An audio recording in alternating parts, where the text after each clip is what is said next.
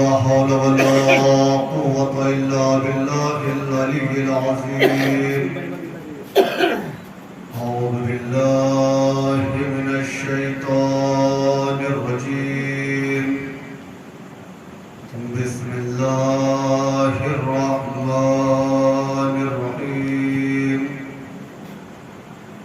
الحمد لله رب العالمين الصلاة والسلام والتحية والإكرام هو مولانا مولى الثقلين جد الحسن والحسين أبي القاسم محمد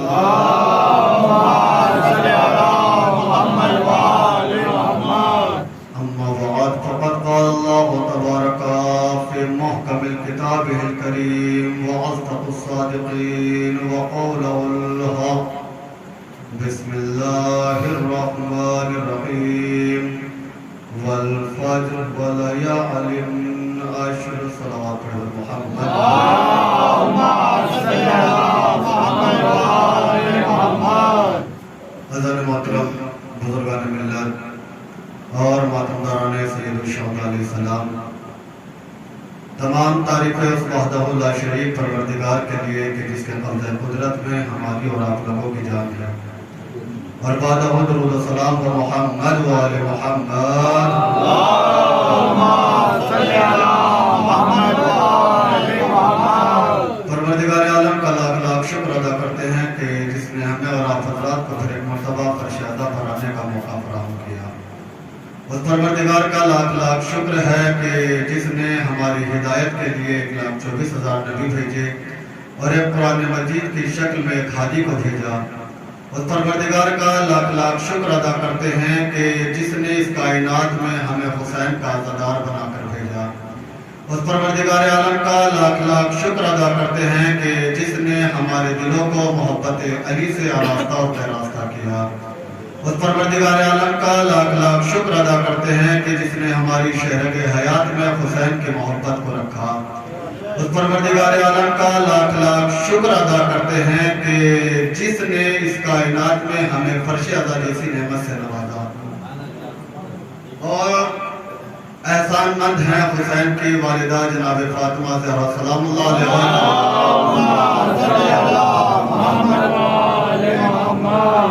دامن وقت میں زیادہ گنجائش نہیں ہے، اور آپ یہ نہ دیکھیں گا کہ میرے سامنے مجمع کتنا ہے، بس یہ دیکھیں گا کہ جو بھی فرش عزا پر آیا ہے وہ معرفت کے ساتھ آیا ہے، وہ محبت حسین دل میں لے کر آیا ہے. میں اپنی جو بھی گفتگو ہے وہ آپ حضرات کے اذان عالیہ تک پہنچانے کی کوشش کروں گا. جملے پہنچتے رہے تو آپ مجھے بتاتے رہیے گا، اس لیے کہ پہلی مرتبہ آپ حضرات کے دیار محبت میں حاضر ہوا ہوں. تو اس پروردگار عالم کا لاکھ لاکھ شکر ادا کرتے ہیں، اور حسین کی ماں کا احسان ہے کہ جس نے ہمیں فرش عزا جیسی نعمت نوازی، اور لاکھ لاکھ شکر گزار ہیں جناب زینب سلام اللہ علیہ کا کہ جس نے اس کائنات میں ہمیں جنت نما ماحول عطا کیا. اس لیے کہ یہ فرش عزا جنت سے کم نہیں ہے، اور یہ نعمت یہ دولت جناب زینب سلام اللہ علیہ نے ہمارے مقدر میں رکھ کر ہمارے گھروں کو جنت بنا دیا. شہزادی نے فرش عزا ہمارے مقدر میں رکھ کر ہمارے گھروں کو جنت بنا دیا. آپ کہیں گے مولانا آپ کے پاس دلیل کیا ہے کہ آپ جو بار بار کہہ رہے ہیں کہ ہمارے گھر جنت ہو گئے، شہزادی نے دولت ہمیں عطا کر کے ہمارے گھروں کو جنت بنا دیا. تمہیدی مراحل میں میرے ساتھ چلتے رہیے گا، اس لیے کہ سرکار یہ فرش عزا خاتون جنت کی ہے، اور خاتون جنت جنت کے علاوہ کہیں نہیں رہتی. توجہ، خاتون جنت جنت کے علاوہ کہیں نہیں رہتی. جہاں جنت ہوگی وہی خاتون جنت رہے گی. نہیں لفظوں کو بدل کر یوں کہہ دیا جائے کہ جہاں خاتون جنت قدم رکھتے وہی جگہ جنت بن جائے گی. جہاں خاتون جنت قدم رکھتے وہی جگہ جنت ہو جائے گی. یہ خاتون جنت کی جگہ ہے، جہاں بی بی قدم رکھتے وہی جگہ جنت ہو جائے گی. آپ کہیں گے مولانا بات ہماری سمجھ میں نہیں آئی، بات کو واضح کیجئے گا، دلیل دیجئے گا تاکہ ہماری سمجھ میں بات آ جائے. میں نے کہا سرکار، میں نے کہا جہاں خاتون جنت قدم رکھتے وہی جگہ جنت ہوتی ہے. پروردگار عالم قرآن مجید میں ارشاد فرما رہا ہے کہ تمہارے پروردگار کا قانون وہ ہے جو کبھی بدل نہیں سکتا. لن تجد لسنت اللہ تبدیلا، تمہارے پروردگار کا قانون بدل نہیں سکتا. ہم نے جو قانون بنا دیا وہ اٹل ہے، نہ اس میں تبدیلی ہو سکتی ہے، نہ ذرہ برابر اس میں بدلاؤ کیا جا سکتا ہے. ہم نے جو قانون بنا دیا اسے کوئی بدل نہیں سکتا. یہ اللہ کا محکم فیصلہ ہے. ہم نے جو کہہ دیا وہ ہو کر رہے گا. وہ روز اول سے لے کر قیامت تک ہم نے جو قانون بنایا وہ قیامت تک چلتا رہے گا، وہ بدلا نہیں جائے گا. تو جب اللہ کا فیصلہ یہ ہے، ہم نے جو قانون بنا دیا وہ بدل نہیں سکتا.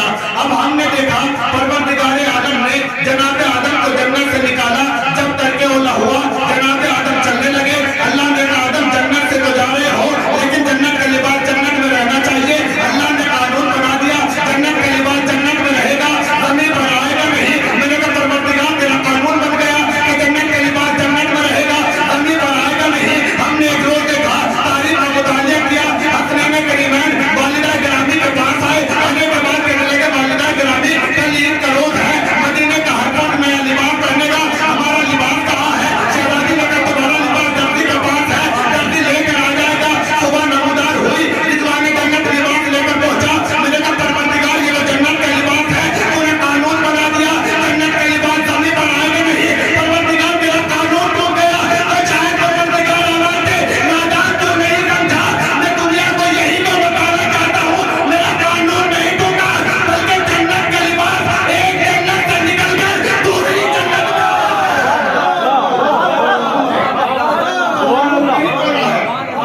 بلکہ قانون بنا دیا ہے. ایک جنت سے لباس نکال کر دوسری جنت میں بھیجا. نئی بات ابھی بھی مکمل نہیں ہوئی. آپ نے کیسے کہہ دیا کہ یہ جنت ہے؟ چلیے پھر دوسری دلیل دینے لگا ہوں اور انشاءاللہ پھر اپنے عنوان پر آتا ہوں. ایک روز رسول اسلام نے کہا سلمان میں تمہیں اور فضا کو جنت کی بشارت دیتا ہوں. سلمان دروازے پر آئے اور آنے کے بعد جناب سلمان کی فضا سے گفتگو ہوئی. گفتگو ہونے کے بعد جناب فضا نے پوچھا سلمان کہاں سے آ رہے ہو؟ تو جناب سلمان نے کہا میں مسجد سے آ رہا ہوں. کہ مسجد میں کون کون ہے؟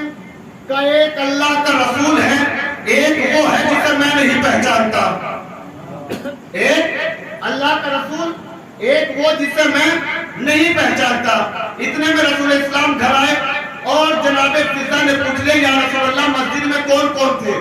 کہ ایک میں تھا، ایک علی ابن ابی طالب تھے، میرے وسیع تھے. اب جیسے ہی فضا نے اتنا سنا اور سننے کے بعد کہا یا رسول اللہ آپ نے سلمان کو زیادہ ہی سر پہ بٹھا رکھا ہے.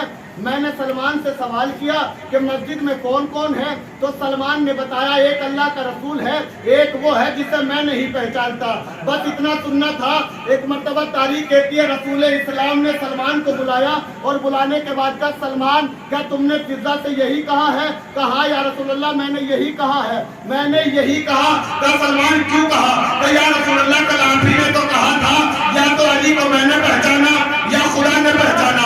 میرے اور خدا کے علاوہ علی کو کسی نے نہیں پہچانا. میرے اور خدا کے علاوہ علی کو کسی نے نہیں پہچانا. یا رسول اللہ نہ میں خدا ہوں نہ میں رسول خدا ہوں، پھر میں علی کو کیسے پہچان سکتا ہوں؟ اب تاریخ کہتی ہے جیسے اتنا سنا جناب سلمان نے کہا فضا میں وہ ہوں جس کے لیے اللہ کے رسول نے ارشاد فرمایا کہ سلمان جنت کا مشتاق نہیں ہے بلکہ جنت سلمان کی مشتاق ہے. کہ میرا سلمان کب آئے؟ میرا سلمان کب آئے؟ جیسے ہی جناب سلمان نے اس بات پر غرور کیا کہ میں وہ ہوں کہ جس کے لیے اللہ کے رسول نے ارشاد فرمایا. آپ اسے ہٹا دیجیے گا کوئی بات نہیں. میں مائک کے میں کم پڑھنے کا آدمی ہوں، جو میرے مزاج سے بات ہے مائک سے ہٹ کے زیادہ پڑھنے کا آدمی. اس لیے کہ میں جو مجلس پڑھتا ہوں وہ فرش عذاب پہ بیٹھنے والوں کے لیے پڑھتا ہوں، باہر والوں کے لیے نہیں پڑھتا. آپ اسے ایک ہی جگہ رہنے دیجیے گا کوئی بات نہیں.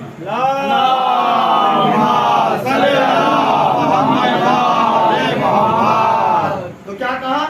جیسے ہی سلمان نے اس بات پر غرور کیا کہ میرے لیے اللہ کے رسول نے ارشاد فرمایا میرا سلمان وہ ہے کہ جس کے لیے جنت مشتاق ہے، سلمان جنت کا مشتاق نہیں ہے. بس اتنا سننا تھا. فوراً فضا نے کہا سلمان کیا کہا کہ جنت تیری مشتاق ہے، تو جنت کا مشتاق نہیں ہے. سلمان تو جب جنت میں جائے گا تو جائے گا، ارے فضا تو رہتے ہی جنت میں ہے.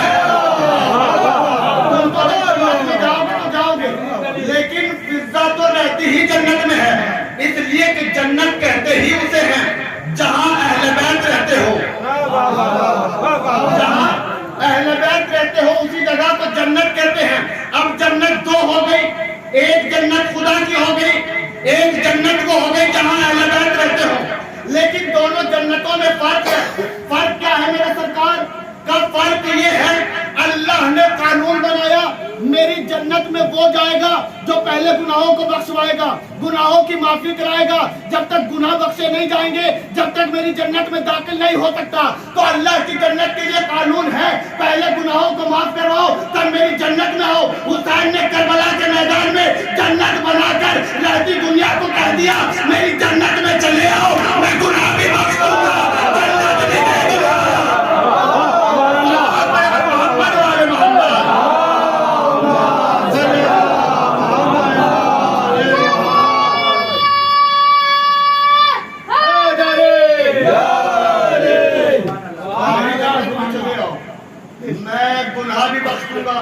जन्नत भी अता करूंगा। और हुसैन ने सरजमीन करबला पर ऐसी जन्नत बनाई कि हर इंसान तमन्ना करता है कि एक मर्तबा हुसैन की जन्नत को देख ले।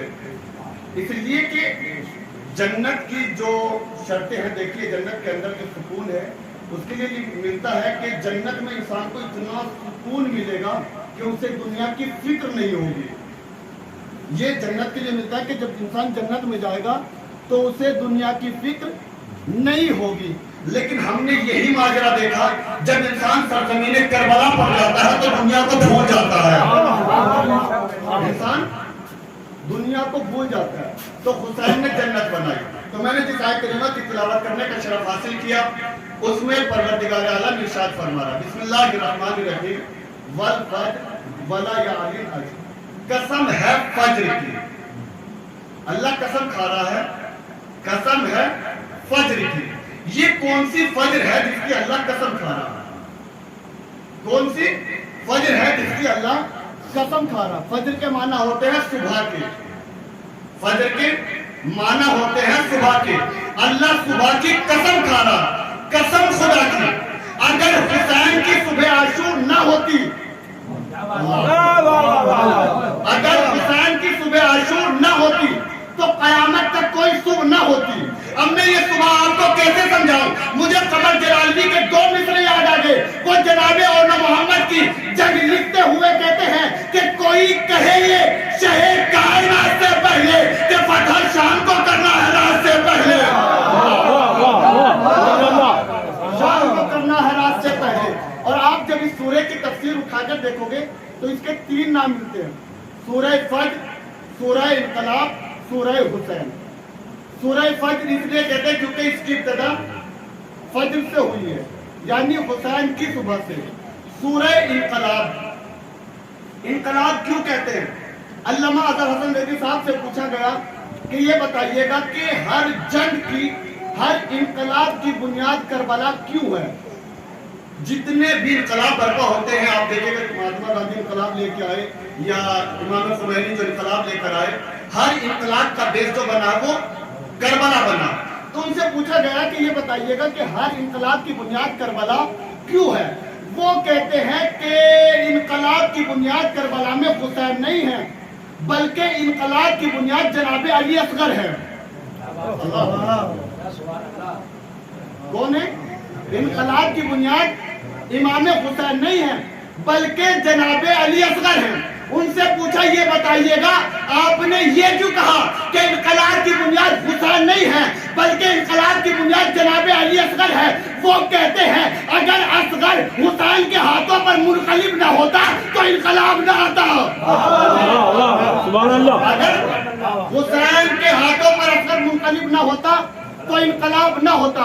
उनसे पूछा गया ये बताइए दलील क्या है? आपने क्यों कहा हर इनकलाब की बुनियाद जनाब अली असगर है? अगर दलील पहुंच जाए तो मेरे साथ जुड़ जाइएगा। पूछा ये बताइए आपने क्यों कहा कि अगर हुसैन के हाथों पर असगर मुनकलिब ना होता तो इनकलाब ना आता? वो कहते हैं अगर इनकलाब की दलील देखनी हो तो इससे बड़ी दलील क्या होगी? तीर मारने वाला रो रहा था, तीर खाने वाला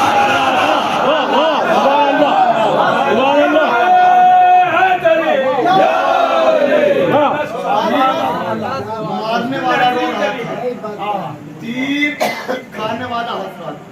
اس لیے ہر انقلاب کی بنیاد جناب علی اصغر ہے. اور سورہ حسین کیوں کہتے ہیں؟ سورہ حسین اس لیے کہتے ہیں کیونکہ اس سورہ کی ابتدا حسین کی صبح سے ہوئی اور نفس مطمئنہ پر جا کر تمام ہو گیا. اس لیے اسے سورہ حسین بھی کہتے ہیں. تو چلیے اب حسین کیا ہے؟ امام حسین کو پہلے سمجھے تبھی تو کربلا سمجھ میں آئے گی. آپ خاموش رہیے گا نہ میں آپ سے داد کے لیے کہوں گا, لیکن اگر بات پہنچتی رہے تو مجھے بتاتے رہیے گا کہ بات ہم تک پہنچ رہی ہے. ویسے تو میں سوچ کے آیا تھا کہ جناب زینب آپ لوگوں کو سناؤں, لیکن اس لیے کہ بھائی نے شعر پڑھے امام حسین کے حوالے سے تو ایک دم مزاج بدل دیا اور چاہتا ہوں کہ آج آپ کو حسین سنایا جائے. تو حسین ہے کیا؟ کیا کوئی ہے کہ جو حسین کو سمجھ سکتا ہے؟ امام حسین کیا ہے؟ اگر کسی کاتب سے پوچھا جائے کہ حسین کیا ہے تو اس کے قلم کی سیاہی ختم ہو جائے گی, حسین کو نہیں سمجھا سکتا.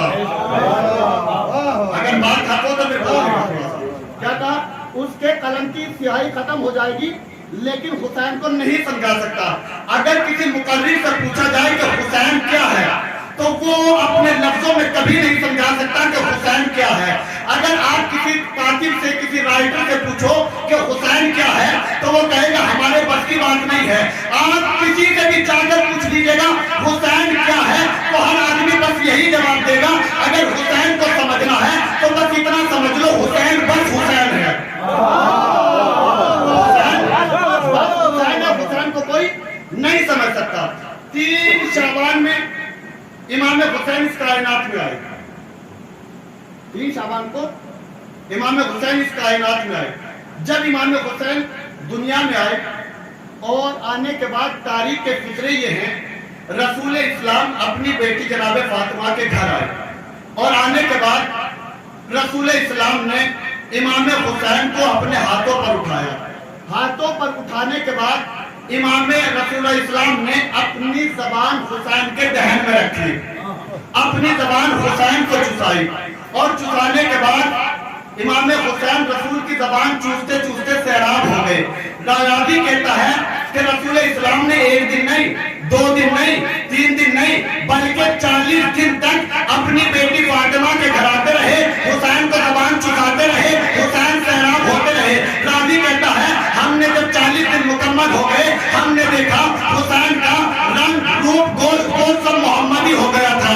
ہم نے دیکھا حسین کا رنگ روپ گوشت پوش سب محمدی ہو گیا تھا. رسول اپنی زبان چساتے رہے, حسین سیراب ہوتے رہے. 40 دن میں ہم نے دیکھا حسین کا رنگ روپ گوشت پوش سب محمدی ہو گیا تھا. یہ جملوں کو بدل کر یوں کہہ دیا جائے 40 دن میں محمد نے حسین کو محمد بنا دیا. 40 دن میں حسین نے محمد کو 40 دن میں رسول نے حسین کو محمد بنا دیا. تو پھر مجھے فکرہ کہنے کا حق ہے کہ یہ محمد کا کمال تھا کہ 40 دن میں حسین کو محمد بنا دیا, 40 دن میں حسین کو محمد بنا دیا. لیکن یہ حسین کا کمال تھا کہ 18 سال میں اکبر کو محمد بنا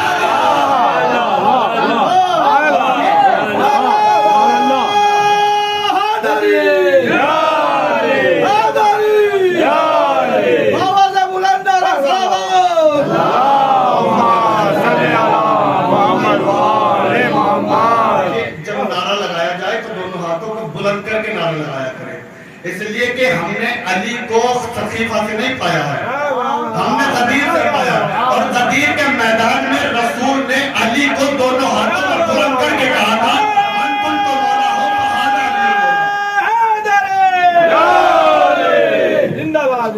فہذا علی. تو نعرہ بلند آواز سے, اس لیے کہ یہی تو نعرہ ہماری پہچان ہے.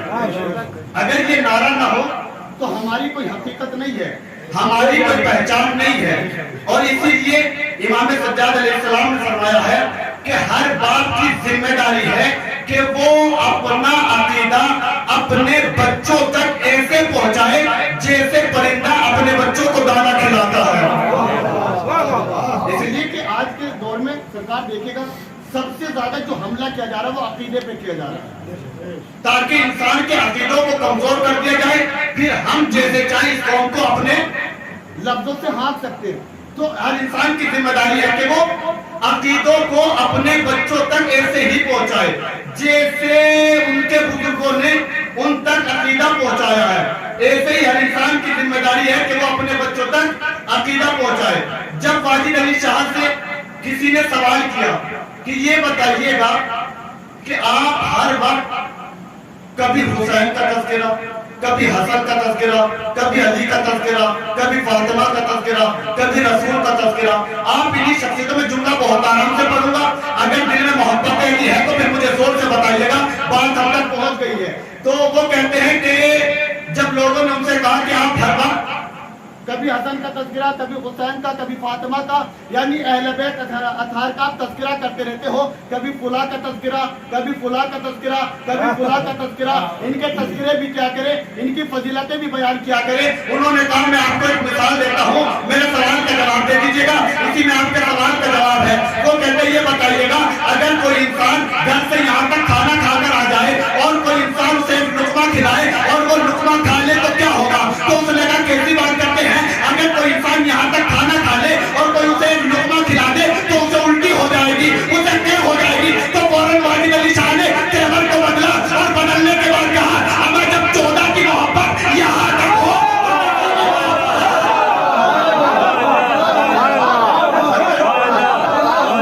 اہل بیت کی محبت یہاں تک، محبت کسی کا تذکرہ اچھا نہیں لگتا۔ میں اس سے جانا نہیں چاہتا ورنہ بات بہت آگے چلی جائے گی۔ تو کیا کہا؟ رسول آتے رہے اور آنے کے بعد حسین کو اپنی زبان چساتے رہے، حسین سے اعراب ہوتے رہے۔ 40 دن میں رسول نے حسین کو مکمل طور پر محمد بنا دیا۔ تو یہ رسول کا کمال تھا کہ 40 دن میں بنا دیا، لیکن امام حسین کا کمال تھا کہ 18 سال اکبر کو پال کر ہبہو محمد بنا دیا۔ 18 نہیں، اگر دلیل نہ ہوتی تو سرکار میں ایک فکرہ نہ کہتا۔ 18 سال پال کر جناب علی اکبر کو ہبہو محمد بنا دیا، ہبہو محمد بنا دیا۔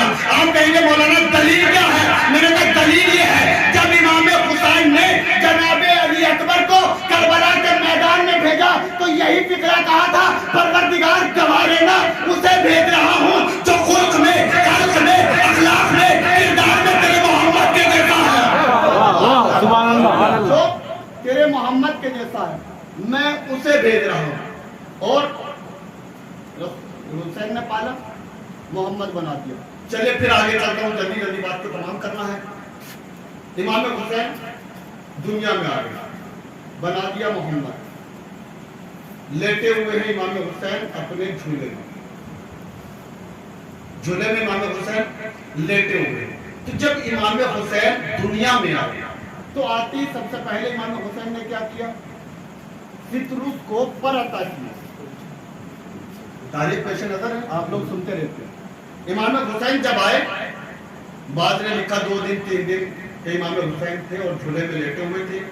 تو جھولے میں لیٹے ہوئے امام حسین آئے اور آنے کے بعد سب سے پہلے سترس کو پر عطا کیا۔ آپ یہ بتائیے کہ جب امام حسین آئے تھے دنیا کے لیے تو ہونا کیا چاہیے تھا؟ امام حسین کو پہلے دنیا کے مجرم کو بخشنا تھا، پہلے یہاں کے مجرم کو بخشنا تھا۔ لیکن ہم نے تاریخ امام حسین کو جب پڑھا تو ہم نے کیا دیکھا؟ جب آئے تو سترس کو پر عطا کیے، جب جانے لگے تو ہر کو ہر کے معنی بتا کر گئے۔ جب آئے تو سترس کو پر عطا کیے، جب جانے لگے تو ہر کو ہر کے معنی بتا کر گئے۔ میں نے مولا سے پوچھا مولا یہ بتائیے گا آپ نے آتے ہی سترس کو پر عطا کیوں کیے اور جاتے وقت آپ نے ہر کو کیوں آزاد کیا؟ مجھے بتا دیجیے گا، آپ کو تو پہلے ہر کو آزاد کرنا تھا پھر سترس کو پر عطا کرنے تھے۔ مولا ماجرا کیا ہے؟ یہ فلسفہ میری سمجھ میں نہیں آیا۔ تو شاید امام حسین آباد کے دادان میں پہلے ہی نہیں دنیا کو بتانا چاہتا ہوں کہ میں نے پہلے آ کر آسمان کے مجرم کو بخشوا کر رہتی دنیا کو بتا دیا حسین کی حکومت یہاں بھی ہے۔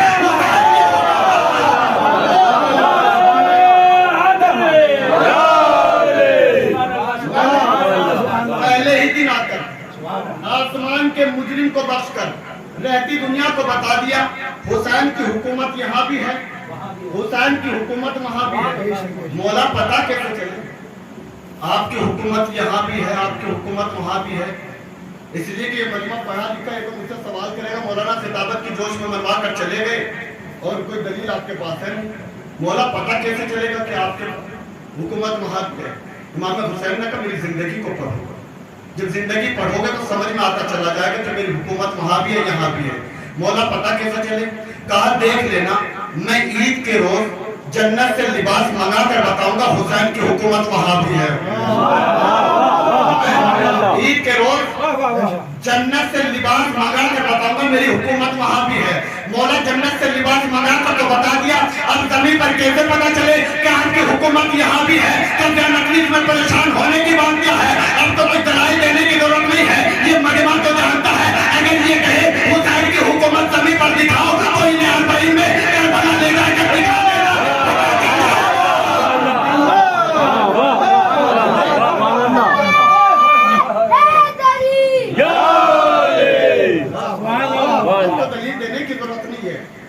انہیں کربلا لے کر چلے جانا, پتا چل جائے گا کہ حسین کی حکومت یہاں بھی ہے.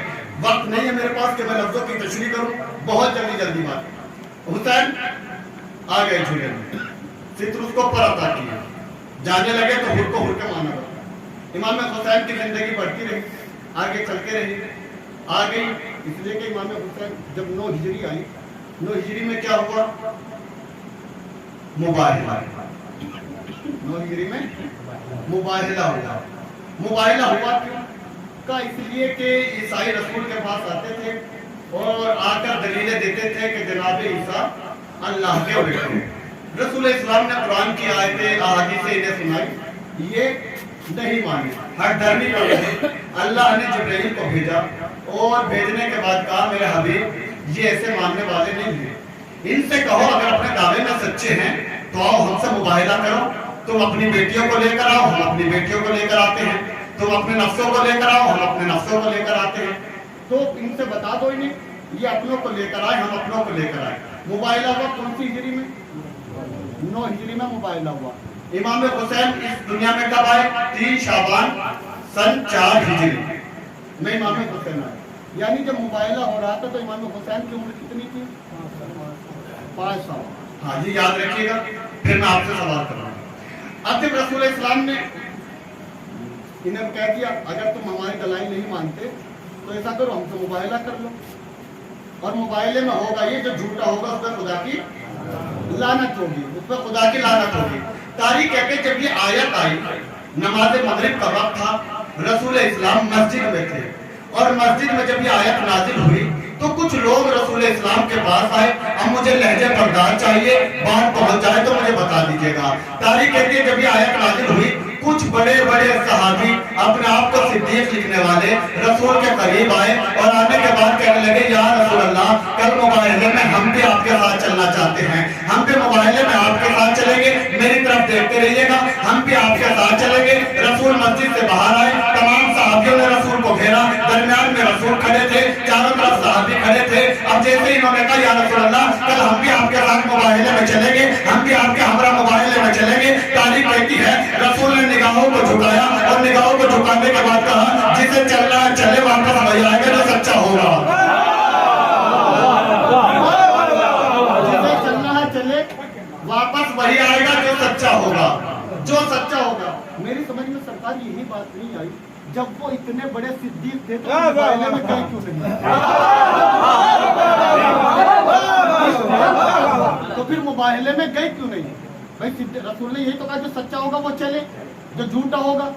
اب اس کے بعد وقت معین ہوا, مباہلہ کب ہوگا؟ اذان صبح سے لے کر سورج کے طلوع ہونے کے درمیان میں مباہلہ ہوگا. اب عیسائی اپنا قافلہ لے کر پہنچ گئے مباہلے کی جگہ, اور جب یہ پہنچے تو انہوں نے ایک شخص کو کھجور کے درخت پہ بٹھایا, اور بٹھانے کے بعد اس سے کہا دیکھو محمد اپنے ہمراہ کسے کسے لے کر آتے ہیں, اپنے ہمراہ کسے کسے لے کر آتے ہیں. اب وہ درخت کے اوپر بیٹھا ہوا کھجور کے درخت کے اوپر دیکھ رہا. جب اس نے دیکھا کہ رسول اپنے ساتھ اب چکے, اللہ کا رسول ہے, تو سوچ رہے تھے 250 300 500 آدمی ہمراہ ہوں گے, رسول اتنا قافلہ لے کر آئیں گے. اب اس نے دیکھا, دیکھنے کے بعد نیچے آیا, کب پریشان ہونے کی ضرورت نہیں ہے, رسول اپنے ساتھ زیادہ قافلہ لے کر نہیں آ رہے بلکہ 5 افراد لے کر آ رہے ہیں. بہت آسانی سے کیا کہا, رسول اپنے ساتھ 5 افراد لے کر مباہلہ ہوا. آپ مجھے یہ بتائیے گا مباہلے میں ہم نے جب بھی ہسٹری کو پڑھا ہمیں ادھر والوں کا تذکرہ تو ملا, ادھر والوں کا تذکرہ نہیں ملا. ہمیں آپ اٹھا کے مجھے بتا دیجئے گا, اگر پورے مجمع سے میں دعوے کا ساتھ کہہ رہا ہوں, مجھے بتا دیجئے گا کہ عیسائیوں کے درمیان میں سے فلاں آئے تھے, فلاں آئے تھے, فلاں آئے تھے, فلاں آئے تھے, کسی کا نام مجھے بتا دیجئے گا کہ یہ آئے تھے. لیکن ہم نے جب ادھر والوں کی پڑھا تو ہمیں پتا چلا محمد آئے تھے, علی آئے تھے, فاطمہ آئے تھے, حسین آئے تھے. بھئی یہ معاملہ کیا ہے؟ ادھر والوں کا تذکرہ ملتا نہیں, ادھر والوں کا تذکرہ ملتا ہے. تو تاریخ نے ہمیں ایک بات تو بتا دی, جو حق پر ہوتا ہے تذکرہ ان کے بعد ان کے ملتے ہیں. اب یہ آئے, آنے کے بعد انہوں نے جیسے ہی آتے ہوئے چہروں کو دیکھا, انہوں نے کہا مباہلہ نہیں کریں گے. میں نے کہا بھئی مباہلہ کیوں نہیں کرو گے؟ ابھی کوئی آیت نہیں پڑھی, حدیث نہیں پڑھی, زبان کو جنبش نہیں دی, کچھ نہیں کہا, تم کہہ رہے ہو ہم نہیں مباہلہ کریں گے. میں نے کہا بھئی مباہلہ کرو, تم نے بلایا ہے مباہلے کے لیے تو مباہلہ تو ہونا چاہیے. اب اپنی دلیلیں دو, بتاؤ جناب عیسیٰ کے اللہ کے بیٹے ہیں, یا پھر ان کی دلیلیں سنو. کہ مولانا کیسی بات کرتے ہو, ہم ان سے مباہلہ نہیں کر سکتے. میں نے کہا مباہلہ کیوں نہیں کر سکتے؟ وجہ کیا ہے؟ کہ مولانا ابھی آپ نہیں سمجھے, ہمیں ایک بات تو پتا چل گئی, مباہلے میں میدان میں اگر انسان اپنوں کو لے کر آئے وہ سچا ہوتا ہے, اگر اپنوں کو لے کر آئے وہ سچا ہوتا ہے. آپ بھی نہیں سمجھے, کربلا میں امام حسین اپنوں کو اسی لیے لائے تھے, مباہلے میں بھی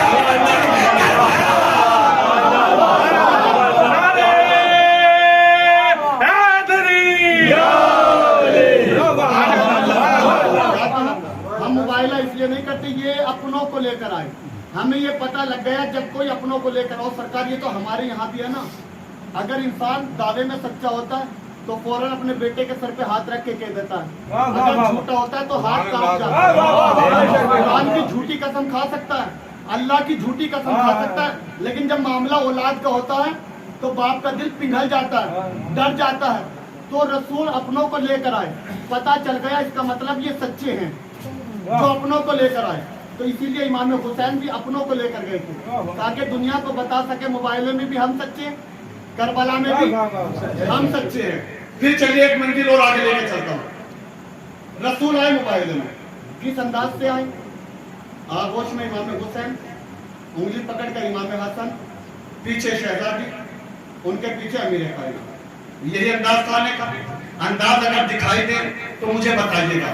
رسول لے کر آئے. میں نے سوال کیا تھا مباہلہ کون سی ہجری میں ہوا؟ 9 ہجری میں. امام حسین اس دنیا میں کب آئے؟ 4 ہجری میں. امام حسین کی عمر کتنی ہوئی؟ 5 سال. میرا مجمع سے سوال یہ ہے, کیا 5 سال کا بچہ اپنے پیروں نہیں چلتا؟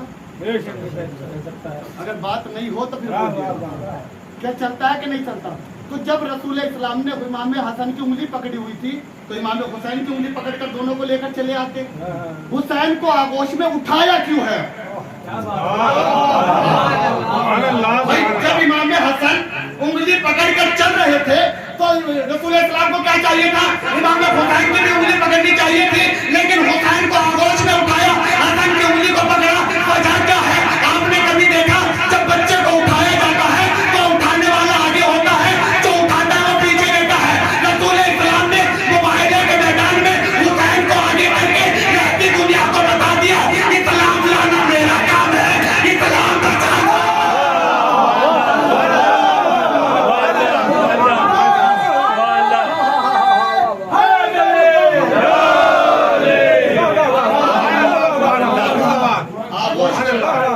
آگے حسین کو رکھ کر رہتی دنیا کو بتایا, اسلام لانا میرا کام ہے, اسلام بچانا حسین کا کام ہے. جب بھی وقت آئے گا یہ اسلام بچائے گا.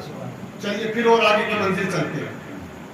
چلیے گا, مباہلہ ہو گیا, پتہ لگ گیا سچے کون ہے جھوٹے کون ہے. امام حسین نے آتے فطرت کو پراتا کیے, جاتے ہوئے ہر کو ہر کے معنی بتا کر موقع دلیل بتائے ہر کیا ہے. اب آپ ایک فکرہ مجھے پڑھنا ہے, اگر بات پہنچائے تو مجھے بتائیے دنیا حسین کو سمجھے کیا. حسین ہے کیا؟ یہ سوال ذہن میں رکھیے گا. اگر یہ سوال ذہن سے نکل گیا تو پھر گفتگو میں مزہ نہیں آئے گا. حسین ہے کیا حسین کو کوئی سمجھ سکتا ہے؟ امام حسین کربلا کے میدان میں جنگ کرنے نہیں آئے تھے. مجھے عظمت امام حسین پڑھنی ہے، 2 فکریں پڑھوں گا اور یہیں سے انشاءاللہ رکھتے مسئلہ. کیا کہا؟ جنگ کرنے نہیں آئے تھے. اگر جنگ کرنے آتے تو پھر قافلہ سجا کر لے کر آتے، بکھیر کر نہیں آتے. اور امام آپ دیکھیں گا کربلا کے میدان میں ہر کسی کی شجاعت اپنی ایک الگ منزل لگتی ہے. آپ کو جناب علی اکبر کا حملہ بھی ملے گا. کبھی زندگی رہی تو میں آپ کو جناب علی اکبر کی جنگ، امام حسین کی جنگ، تمام جنگیں انشاءاللہ سناؤں گا. ابھی وقت میرے پاس نہیں ہے. مجھے صرف ایک مرحلہ پڑھنا ہے. کیا ہوا؟ جناب علی اکبر کی جنگ بھی ملے گی، مولا عباس کی جنگ بھی ملے گی، جناب قاسم کی. ہمارے یہاں پہ سرکار ایک بات کہی جاتی ہے، اگر انسان کو استاد کو پہچاننا ہے تو اس کے شاگرد کو دیکھ لو. شاگرد تو استاد کس منزل پر ہو. نہیں، پھر مثال بدل دیتا ہوں. رسول اسلام نے کیا کہا؟ بیٹا باپ کا آئینہ ہوتا ہے. بتا دو سر بیٹا اپنے باپ کا آئینہ ہوتا ہے. یعنی اگر انسان کو باپ کو پہچاننا ہے تو بیٹے کو دیکھ لو. بیٹا بتائے گا کہ باپ کی منزلت کیا ہے، باپ کا وقار کیا ہے، باپ کی منزلت کیا ہے. اب بھی میرا مجمع نہیں پہنچا. بھائی کربلا کے میدان میں ہر کسی کی جنگ ملے گی. اگر تمہیں پوچھنا چاہے مولانا یہ بتا دیجیے گا حسین کی شجاعت کیا ہے، حسین کی بہادری کیا ہے، حسین کا حملہ کیا ہے، تو میں ان سے اتنا ہی کہوں گا اگر حسین کی شجاعت کو دیکھنا ہے تو پہلے یہ دیکھ لو اصغر کی شجاعت کیا ہے. اگر دلیل قابل قبول ہو تو بولے گا. اگر تمہیں حسین کو سمجھنا ہے تو پہلے اصغر کو سمجھ لو. مولانا اصغر کیا ہے؟ میں نے کہا اتنا سمجھ لو جو 6 مہینے کی عمر میں 1.25 لاکھ نبیوں کی محنت بچا دے اسے اصغر کیا.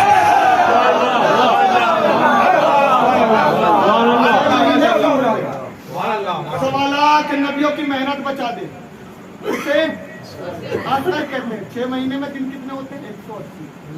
180 دن کے. جب بیٹے کا یہ عالم ہو تو پھر 57 سال کے بعد کی شجاعت کا کیا عالم ہو.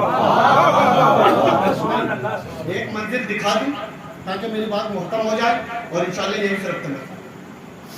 امام حسین کربلا میں ہوا کیا؟ جب امام حسین کربلا کے لیے گئے تو جناب حر نے لجام فرس پر ہاتھ ڈالا. جناب حر کے ساتھ 1000 کا لشکر لجام فرس پر ہاتھ ڈالا. امام حسین کو چاہیے کیا تھا؟ مولا عباس کو حکم دیتے ختم ہو جاتے. کم سے کم کربلا میں 1000 کا لشکر تو کم ہوتا کہ نہیں ہوتا. لیکن حسین نے ایسا نہیں کیا، بلکہ حالتوں کو دیکھا اور دیکھنے کے بعد کہا عباس ان سب کو پانی پلا. پانی پلوایا گیا. کتنا پانی حسین کے پاس ہوگا کہ 1000 افراد نے پانی پیا، ان کے گھوڑوں نے پانی پیا، ان کے پیروں پہ پانی ڈالا گیا. کتنا پانی ہوگا؟ جب حسین علم غیب رکھتے تھے تو حسین کو چاہیے کیا تھا؟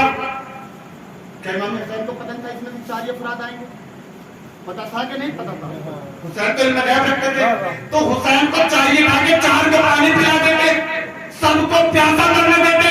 میں نے کہا مولا یہ تو بتائیے گا آپ نے سب کو پانی کیوں پلایا جب آپ جانتے ہیں کہ یہاں 4 ہی افراد آئیں گے؟ تو شاید حسین آباد دے نادان تو جانتا نہیں ہے میں سخی کا بیٹا ہوں. میں سخی کا بیٹا ہوں. اگر میں 4 کو پانی پلا دیتا پھر ہماری ثقافت کہاں جاتی؟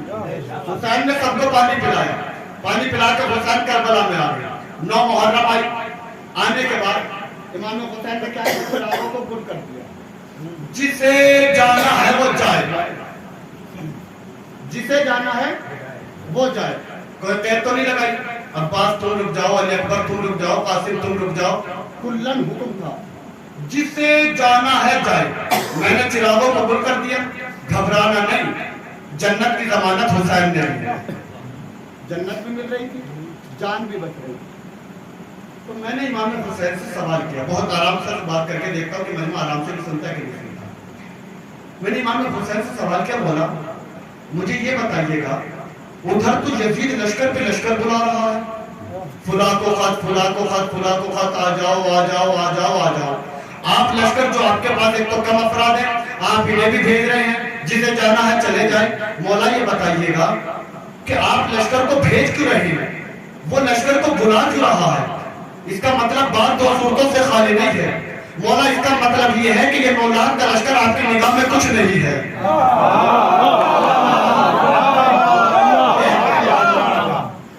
تھوڑا سا قریب کرنا، ہمارے یہاں بھی ہوتا کیا، جب لڑائی ہوتی ہے اور ہم دو بھائی ایک طرف ہوں، چار ایک طرف آدمی ہوں، تو انسان کیا کہتا ہے، بھائی تم چلے جاؤ، ان چاروں سے تو میں نہیں پڑ رہی ہوں۔ اس کا مطلب ان چاروں کی اوقات کچھ نہیں ہے نا، اگر ان میں کچھ ہوتا تو میں اپنے بھائی کو روکتا۔ یہ مزاج انسان کا اصول جنگ یہی ہے۔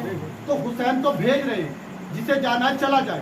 مولا اس کا مطلب 9 لاکھ کا لشکر آپ کی نگاہ میں کچھ نہیں ہے، تو امام حسین کہیں گے نادان کچھ بھی نہیں ہے۔ مولا دلیل کیا، مانو کیسے کہ یہ 9 لاکھ کا لشکر آپ کی نگاہ میں کچھ نہیں ہے؟ میں تو دیکھ رہا ہوں 9 لاکھ کا لشکر سامنے ہے، تو امام حسین آواز دیں گے نادان اب بھی نہیں سمجھا، ابھی چند لمحے پہلے میرا بیٹا سجاد گیا تھا، لشکر کا معائنہ کر کے آیا اور آنے کے بعد مجھ سے کہنے لگا بابا جان یہ 9 لاکھ کا لشکر تو کچھ بھی نہیں ہے۔ ایک طرف سے چچا عباس حملہ کریں گے، ایک طرف سے بھائی علی اکبر حملہ کریں گے، کل لشکر پر سجاد جائے گا اور چچا عباس گھبرانا نہیں، سجاد اپنے لشکر کو مار کر تمہاری مدد کے لیے آ جائے گا، سجاد اپنے لشکر کو مار کر تمہاری مدد کو آ جائے گا۔ اب بھی نہیں سمجھے، اب عزیز حسین کا بیٹا جنگ کے میدان میں عباس پر مددگار بن جائے۔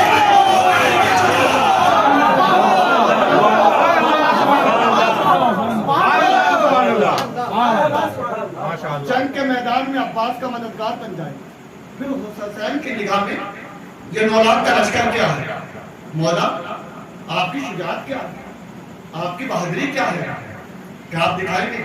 قضیہ نقل تاریخ کو پڑھتا رہے، دیکھ میں دکھانا چاہتا ہوں۔ مولا دکھائیے گا، جب آپ اتنے بڑے شجاع ہیں، اتنے بڑے بہادر ہیں، تو پھر آپ نے 2 محرم کو یہ حملہ کیوں نہیں کرتے؟ میں تاریخ لکھنا چاہتا ہوں۔ مولا کیا تاریخ لکھنا چاہتا ہوں؟ کہ جب مورخ میرا حملہ لکھے گا، ابھی اپنے آنسوؤں کو روک لیجیے گا، مجھے مسائل ابھی نہیں پڑھے گا۔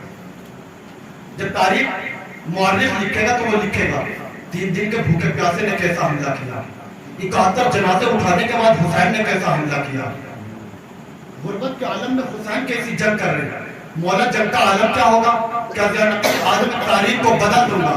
دنیا کھاپی کر حملہ کرتی ہے، تب بھی میدان سے فرار اختیار کر دیتی ہے۔ اس کا مطلب میرا اشارہ آپ نے نہیں سمجھا، میں کھلے لفظوں میں پڑھنے کا عادی نہیں ہوں۔ دنیا کھا پی کر بھی میدان چھوڑ دیتی ہے۔ آج حسین تاریخ لکھنے والا ہے، حسین بتانا چاہتا ہے 3 دن کا بھوکا پیاسا کیسے جنگ کرتا ہے، 71 جنازے اٹھانے کے بعد حسین کیسے جنگ کرتا ہے۔ جہاں عباس جیسے بھائی کا لاشا اٹھایا ہو، علی اکبر کے سینے سے برچھی نکالی ہو، حسین بتانا چاہتا ہے مولا حملے کا عالم کیا ہوگا، کہ میں حسین تاریخ لکھنا چاہتا ہوں۔ جب حسین حملہ کرے گا، حملے کا عالم یہ ہوگا کہ فوج کوفے کی دیوار سے ٹکرا کر الفیل و علمان کہے گی، الفیل و علمان کہے گی، الفیل و علمان کہے گی۔ حسین تاریخ لکھنا چاہتا ہے، مولا تاریخ کیا لکھو گے کہ میں دنیا کو بتانا چاہتا ہوں حملہ عباس نے بھی کیا، حملہ اکبر نے بھی کیا، فوج اکبر نے بھی بھگائی، فوج عباس نے بھی بھگائی، لیکن حسین جب حملہ کریں گے تو فوج کوفے کی دیوار سے ٹکرائے گی۔ مولا شجاعت کا پتہ کیسے چلے گا؟ اگر حسین کی شجاعت دیکھنی ہو تو اتنا دیکھ لو، جس عباس کی تلوار زینب کی آواز پر رکے اسے عباس کہتے ہیں، جس کی تلوار خدا کی آواز پر رکے۔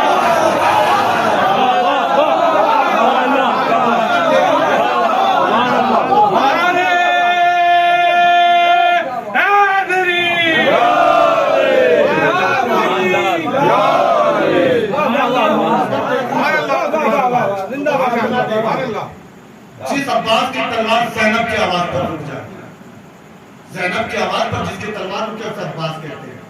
جس کی تلوار معبود خدا کی آواز پر رکے اسے سبحان اللہ۔ کیا عباس کی تلوار کو روکنا اتنا آسان تھا؟ وقت ہے ایک بآواز بلند کر صلوات پڑھ رہے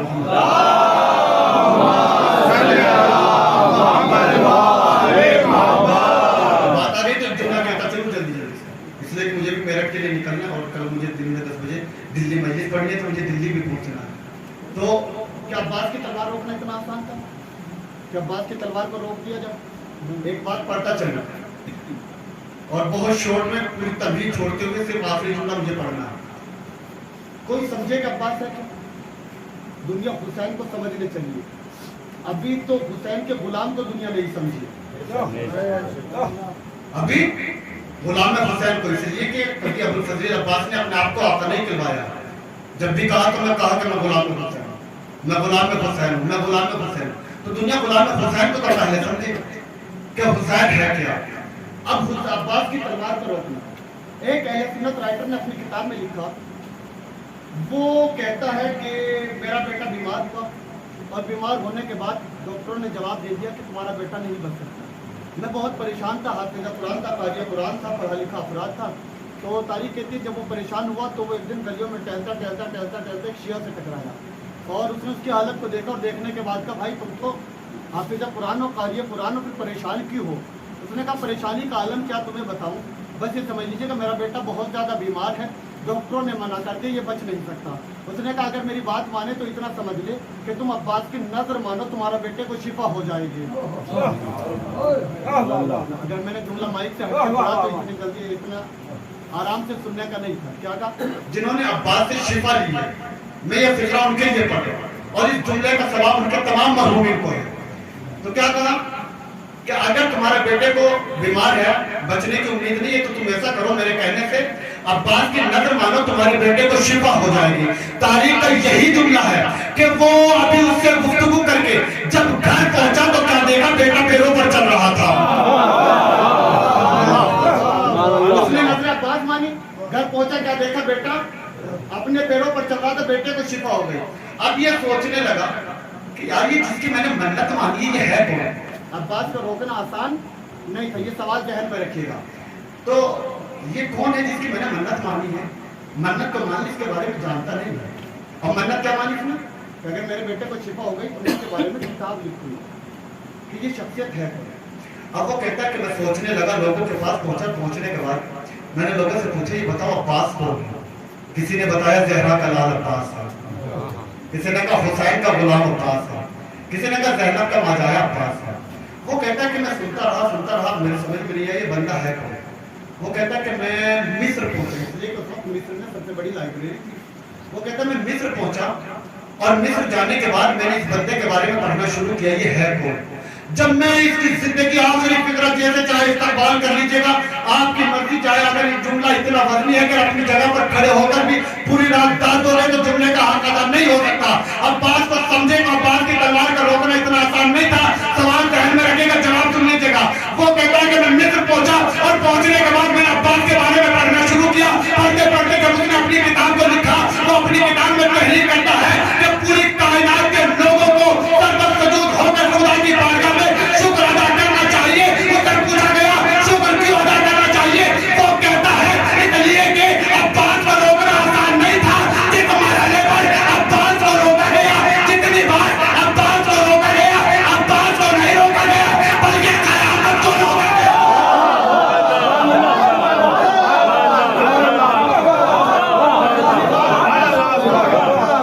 عباس کو نہیں روکا گیا.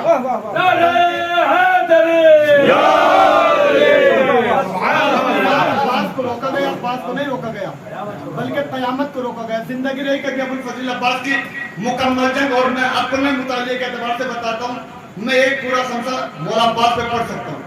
اتنا مطالعہ میرا مولا عباس کے حوالے سے ہے.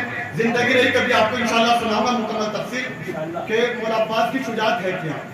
تو عباس کو روکنا آسان نہیں تھا. جتنی بار بھی روکا گیا اتنی بار عباس کو نہیں روکا گیا بلکہ قیامت کو روکا گیا. اور جملہ مائک سے ہٹ کر کہہ دو، آپ دیکھتا ہوں کیسے استقبال کرتے. قیامت 2 ہی مرتبہ رکی ہے، یا تو باپ کی یا تو بیٹے کی تلوار سے یا باپ کے اشارے پر.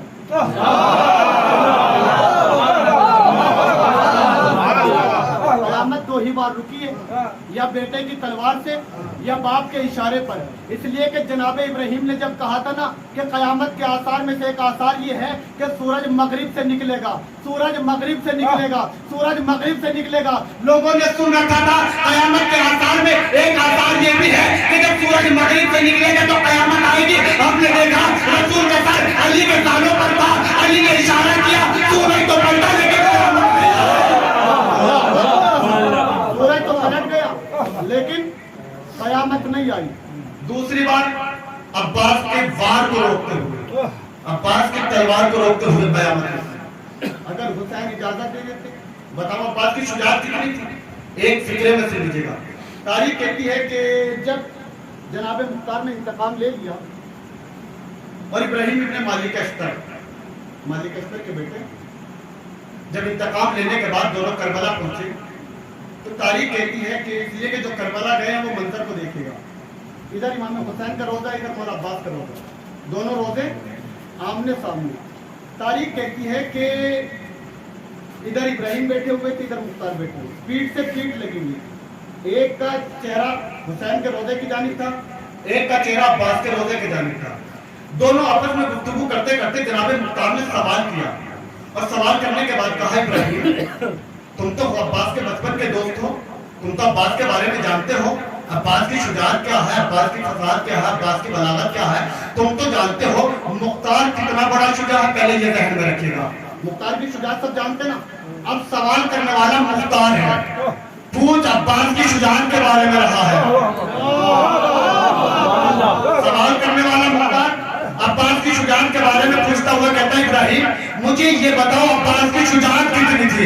جملے کا استعمال کرتے کرنا آپ لوگوں کے چہرے دیکھنے ہیں. اگر دل میں عباس کی محبت ہے, بازوؤں پر عباس کا نام لکھا ہوا ہے, تو اپنے بازوؤں کی مچھلیوں کو بیدار کر لیجیے گا اور مجھے بتا دیجیے گا. مختار نے سوال کیا ابراہیم مجھے بتائیے گا عباس کی طاقت کتنی تھی. ایک مرتبہ ابراہیم نے مختار کے چہرے کو دیکھا اور دیکھنے کے بعد کہا عباس کی شجاعت کے بارے میں سننا چاہتے ہو, اتنا سمجھ لو اگر عباس اپنی مٹھی کو بند کر لیتا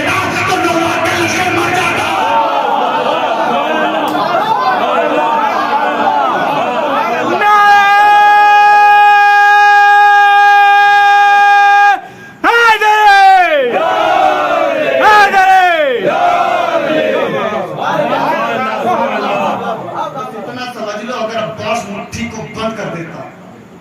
تو 9 لاکھ کا لشکر مر جاتا. اتنا بڑا شکر, اتنا بڑا بات جو لشکر حسین میں ہے, اور اس کے بعد بیویوں کے سروں سے چادریں چھین جائیں. خدا آپ کو کوئی غم نہ دے سوائے غم نصیب. اس لیے کہ رونے کے لیے صرف چند ایام بچے ہیں اور جی بھر کے شہزادی کو اس کے لال کا پوسا دے.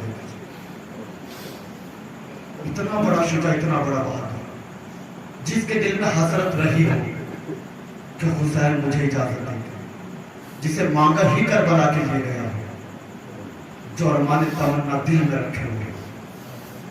حاضرداروں آپ رونے کے لیے مکمل آمادہ ہیں. تاریخ کہتی ہے جب جناب مختار انتقام لے چکے اور مختار کے سامنے ہرملا کو لایا گیا تو مختار نے ہرملا سے سوال کیا ہرملا یہ بتاؤ تم نے کربلا میں کیا کیا ہے.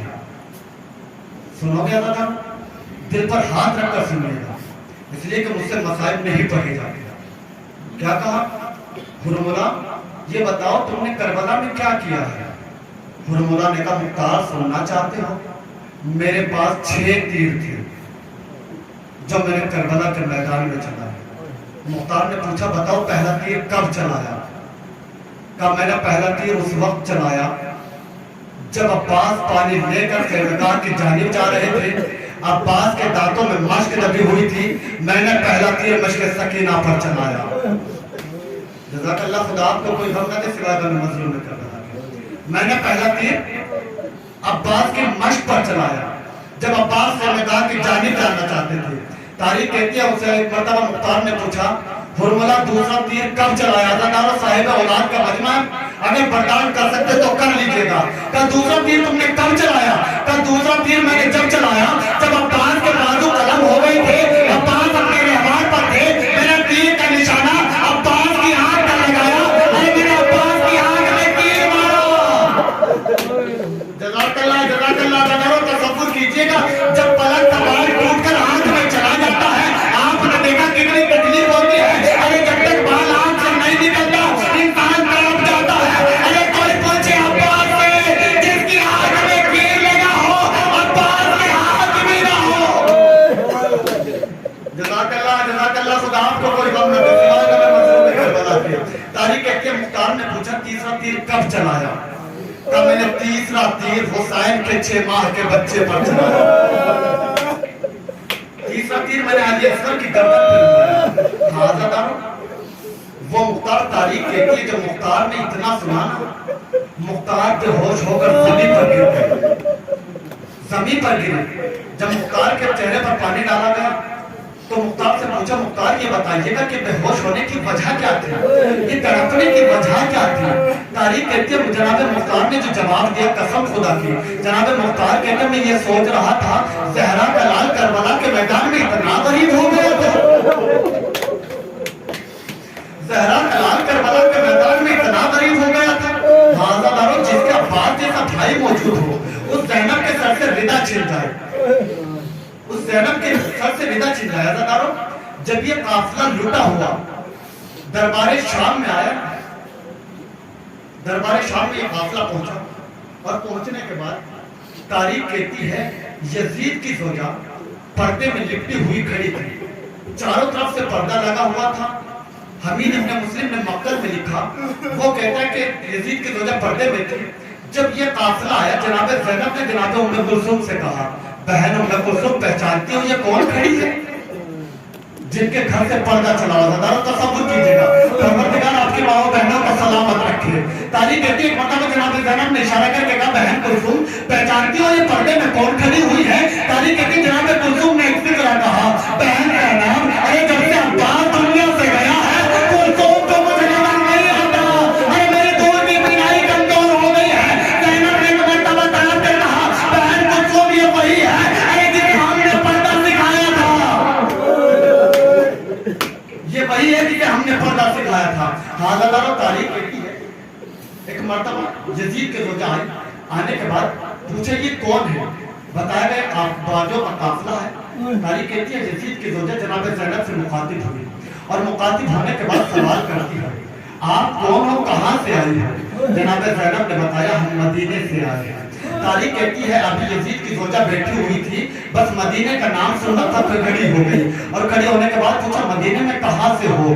کہا ہم مدینے میں روضہ رسول کے قریب سے ہیں، ہم بنی ہاشم کے قافلے سے ہیں، ہم بنی ہاشم کے قافلے سے۔ ایک مرتبہ یزید کی زوجہ نے سوال کیا، بنی ہاشم کے قافلے سے ہو، کیا جانتے ہو وہاں پہ میرا آقا حسین رہتا ہے؟ جناب زینب نے پوچھا اور کسے جانتی ہو؟ کہ میرے حسین کے بھائی ہے جس کا نام عباس ہے جو وفاؤں کا بیٹا ہے۔ جناب زینب نے پوچھا اور کسے جانتی ہو؟ کہ میرے حسین کا ایک بیٹا ہے جس کا نام علی اکبر ہے جو شریع پیغمبر ہے، میرے حسین کا ایک بیٹا ہے جس کا نام علی اصغر ہے۔ تاریخ کہتی ہے جناب زینب سوال کرتی رہی، یزید کی زوجہ جواب دیتی رہی۔ ایک مرتبہ زینب نے طلب کر پوچھا کہ حسین کی بہنوں کے بارے میں نہیں پوچھو گے؟ بس اتنا سنا تھا، ارے یزید کی زوجہ تڑپ گئی، تڑپنے کے بعد کا بیوی ایسا نہ کہو، ارے یہ شرابی کا دربار ہے، میرے حسین کی بہنیں ارے پاکستانی کا داماد۔ تاریخ کہتی ہے بس اتنا سنا تھا، ارے زینب نے ایک مرتبہ بازوں کو الٹا، تو نے نہیں پہچانا میں تیری شہزادی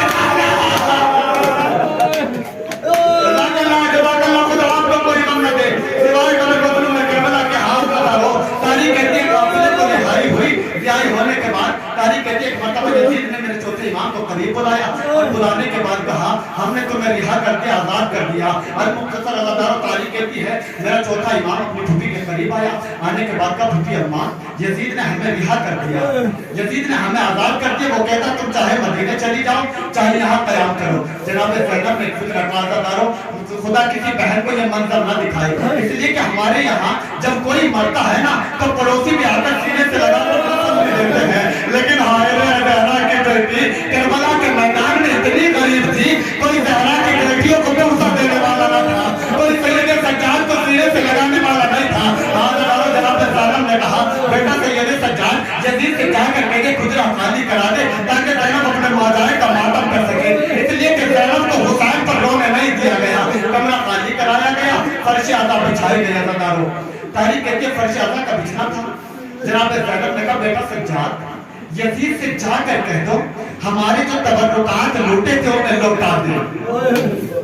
عزادارو جب مصائب ہوا کرے نا تو سینہ پیٹ کر سنا کرو، اس لیے کہ روایت کے فکر یہ ہے کہ جب حسین کی مظلومیت پڑھی جائے تو ایسے ماتم کرنا چاہیے جیسے ایک ضعیف ماں اپنے بڑے جوان بیٹے کے میت پر ماتم کرتی ہے۔ عزادارو تاریخ کہتی ہے حجرہ خالی ہوا، فرش عزا بچھائی گئی، تبرکات آنے شروع ہوئے، چادریں آتی رہی، ایک تاریخ کہتی ہے سر آنا شروع ہوئے، پہلے علی اصغر کا سر آیا، ایک بیٹی نے لیا، علی اکبر کا سر آیا، ایک بیوی نے لیا اور محمد کا سر آئے بیویاں لیتی رہی جب حسین کا سر آیا زینب خود آگے بڑھی حسین کا سر کو لیا بھائی کو سینے سے لگا کر رکھ دیا زینب اتنے مجبور تھی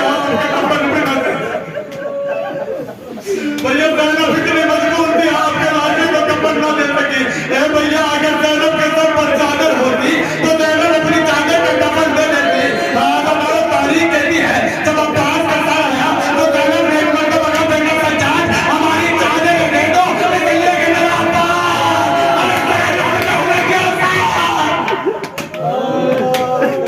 جزاک اللہ خدا آپ کو کوئی غم نہ دے تاریخ کہتی ہے ہزاروں یہ قافلہ چلنے کے لیے تیار ہوا ایک چھوٹی سی چادر تھی جناب زینب نے چادر کو لیا قبر سکینہ پر پہنچی اور جانے کے بعد کہا بیٹی سکینہ تمہیں بڑے ارمان تھی کہ ہم وطن چلے جائیں بیٹی سکینہ تم بار بار کہتے تھے پھوپھی اماں وطن کب جائے گے پھوپھی اماں سکینہ تو وطن جانے کی بڑی ارمان ہے اے بیٹا سکینہ ذرا لبن سے اٹھو ارے ہم وطن جا رہے ہیں ہمیں آزاد کر دیا گیا جس چادر کی تمہیں تمنا تھی وہ چادر میں مل گئی تاریخ کہتی ہے امین ابن مسلم نے مقتل میں لکھا کہ ایک مرتبہ امام سجاد نے اپنی پھوپھی اماں سے کہا پھوپھی اماں آپ چند گھنٹے کے لیے باہر چلے جائیے گا مجھے اپنی بہن سے گفتگو کرنی ہے تاریخ کہتی ہے امام سجاد قبر سکینہ کے قریب بیٹھ کے اداکاروں اگر سن سکتے ہو صاحب اولاد کا مجمع آپ کے گھر میں بھی بچیاں ہوں گی تاریخ کہتی ہے ایک مرتبہ امام سجاد قبر جناب سکینہ کے قریب بیٹھے اور بیٹھنے کے بعد کہا بہن سکینہ بابا سے شکایت نہ کرنا